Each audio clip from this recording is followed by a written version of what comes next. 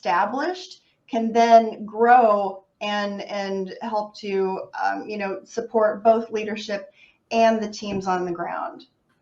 Do you feel that sometimes you need to translate what is said into a language that it's easier for the C-level to process or to digest? Like saying it in a different way, maybe? Yes, I think that one of the important tools that we implement is after the information gathering phase, which is the first step of usually our engagement with an organization.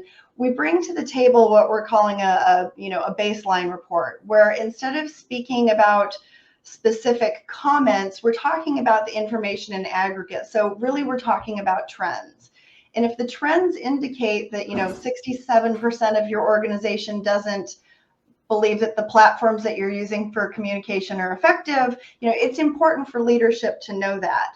That kind of helps take the sting and depersonalizes some of the information back and forth. And we found that makes it easier to act on. When you're talking about information in aggregate, what you're saying is you have a large number of your people that feel this way, or they're experiencing work this way, or that they're missing tools, or they're interested in this area of strength within your organization. Let's build that up. I mean, there's a wide variety of information that you can gather that way, but when you depersonalize it, both the management level that's in between and that leadership C-suite level, they can take that information and build off of it, run with it, create frameworks, especially if they know that they're about to scale.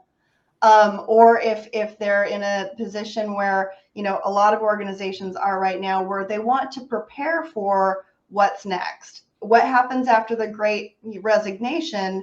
Well, we're going to be looking at a period of time where it's going to kind of be that status quo of really lean workplace, productivity.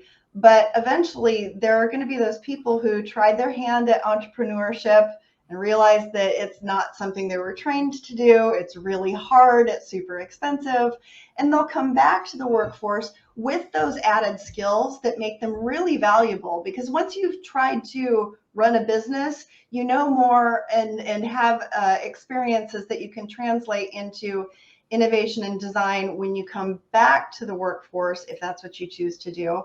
So the organizations that are going to be really successful are those that are prepared for that return to work phase and who welcome those people with that added experience and that entrepreneurial spirit into their workplaces and ecosystems. Yeah.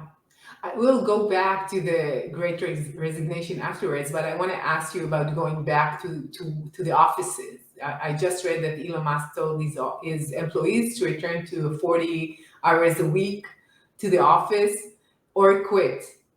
What do you think about this? I'm really proud of myself for not giving a giant eye roll right there. Okay. Elon Musk is an excellent innovator. He doesn't have necessarily a high EQ. I think that is a problem, but he is definitely not alone in the position that he's taking. Every organization develops its culture. And if what he's trying to do is develop a culture where the people who are interested in hybrid don't work there, then he's being successful in pursuing that.